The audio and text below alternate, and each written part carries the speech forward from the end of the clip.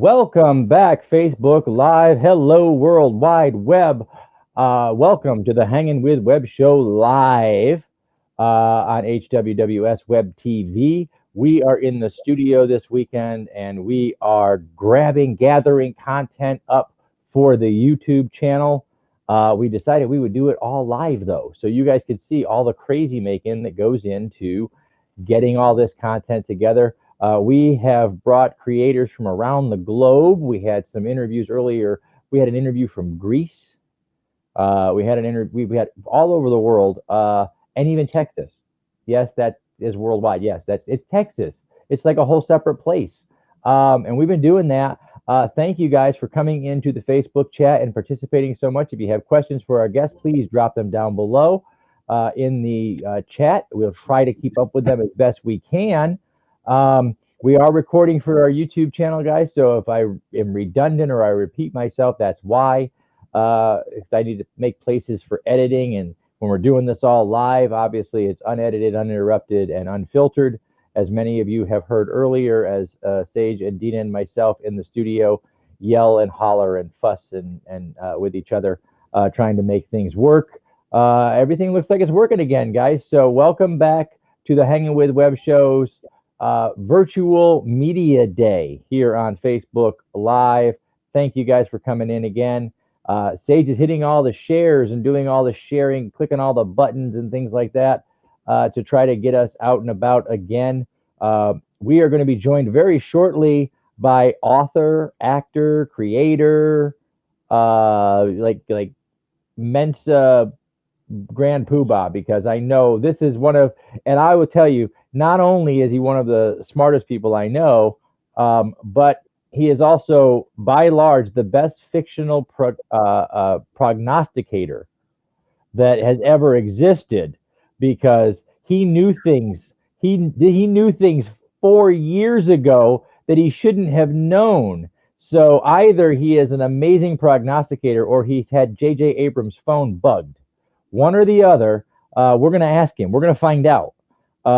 In just a few minutes, we're going to be joined by author and creator Peter J Wacks. Following that, we're going to bring on a Hanging with Web Show team member from the podcast, The Life of Thor. We're going to bring on Thomas Carter Rochester, and him and I are going to talk about some things. And then after that, we're just going to keep bringing creators in the room and keep bringing these people in the room until we're all crazy, because this is all about entertaining you, because we know you're all stuck at home, just like we are. And we thought we'd share a little of our crazy to make your crazy go away a little bit. That was sort of the philosophy behind it. I'm not sure if it's working or not. I know Josh Bauer is back. You didn't throw anything, though. That's true. We didn't really throw anything. And so that is a win. We'll take that as a win, Josh. Josh, great live painting, by the way. We snuck in and we shared your live painting in the live stream over here. It was very meta, dude. You would have loved it. So we had a good time while you were live painting too. So guys, we are now starting to fill up the room again. So as we do that, I'm going to welcome to the screen with us. Welcome, ladies and gentlemen, creative arts entrepreneur, author, actor, and psychic. That's what I'm saying. It's not that he thinks faster than the rest of us. It's just that he knows what we're all thinking before we do it. I don't know how that happens. Welcome to the screen, everybody. Mr. Peter J Wacks. Hello, Peter. Oh, Peter's on the phone. Get rid of the bugs on Abrams' phone. They know about it. Okay. Oh my. Okay. Well, I didn't. That was Peter finding out. That was Peter on the line with his CIA friends, finding out more information that he shouldn't have.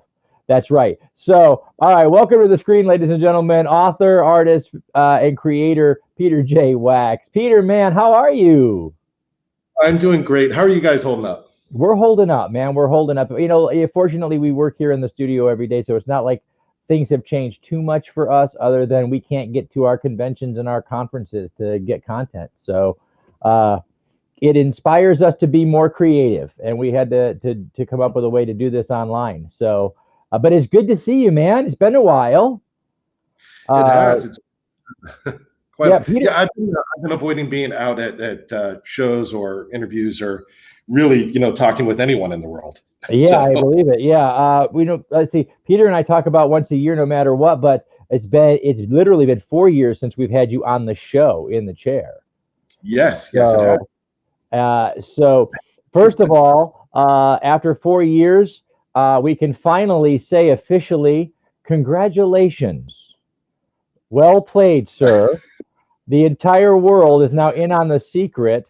And you knew 4 years. You plucked it out of thin air. Well played.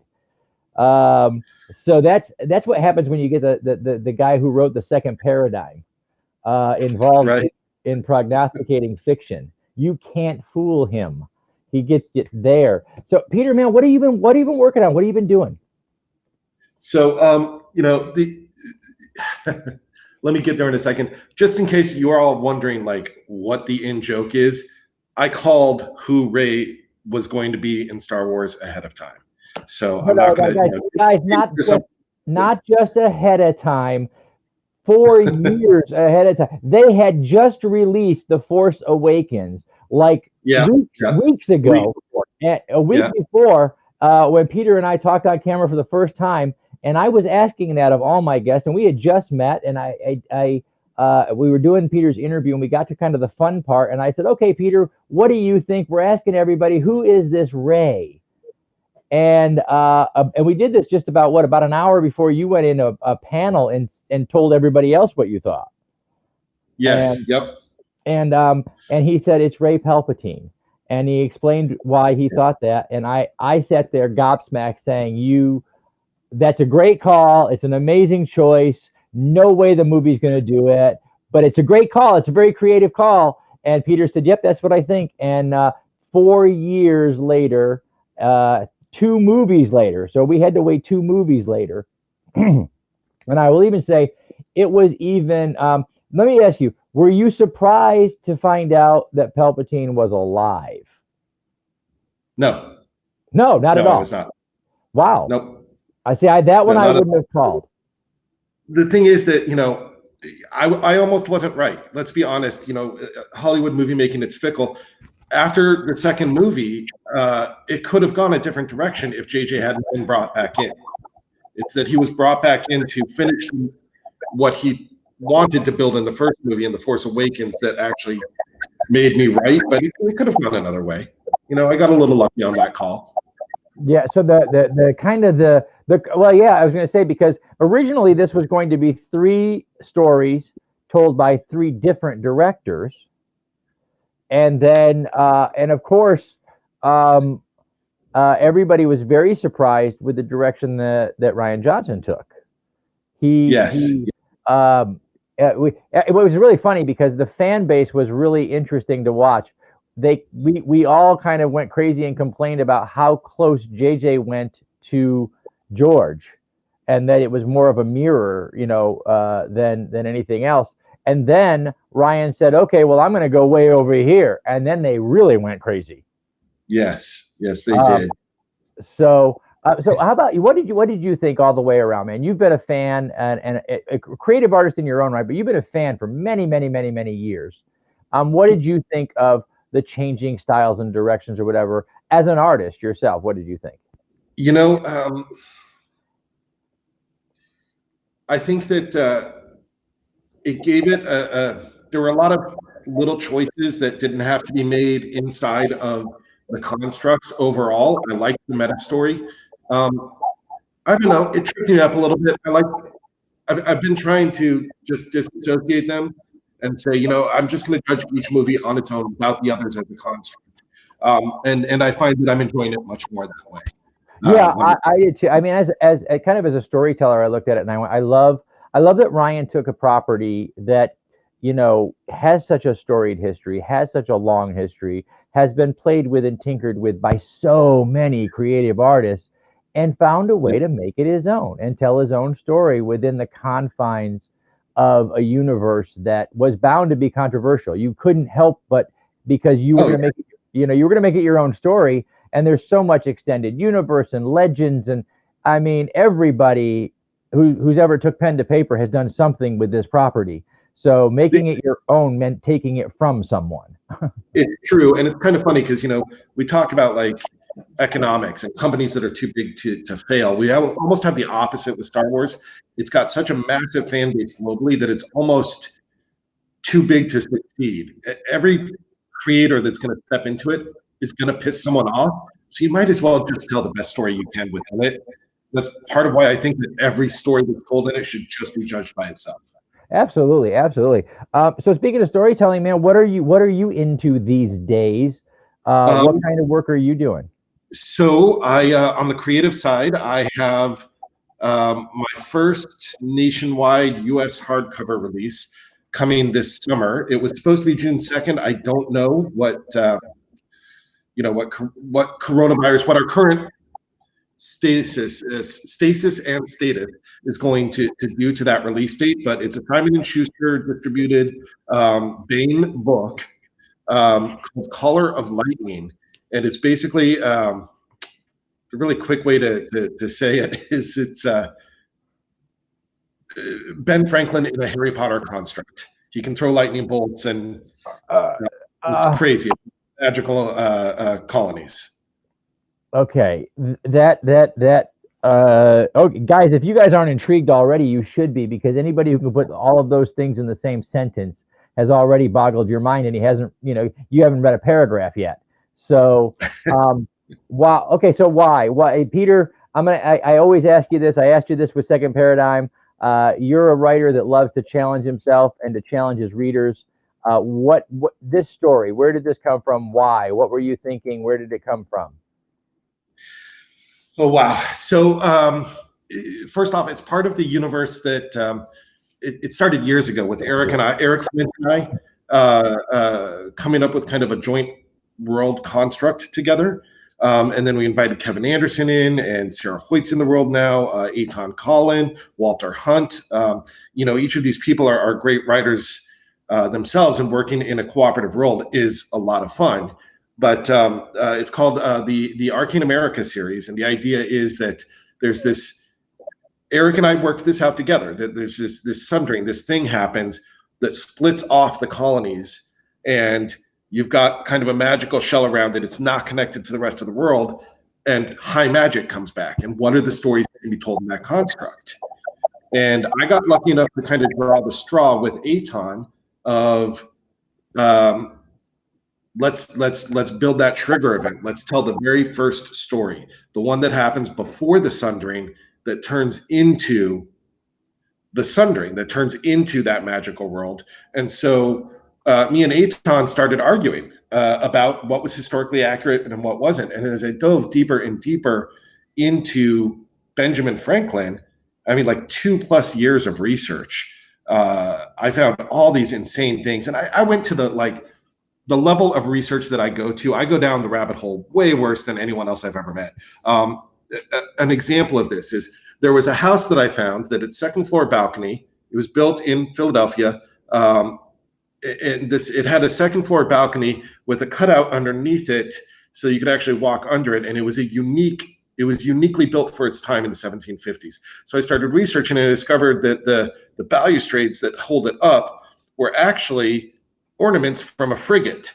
So then I started going through the shipping yards to find where the frigate, when it had been decommissioned, until I finally found out that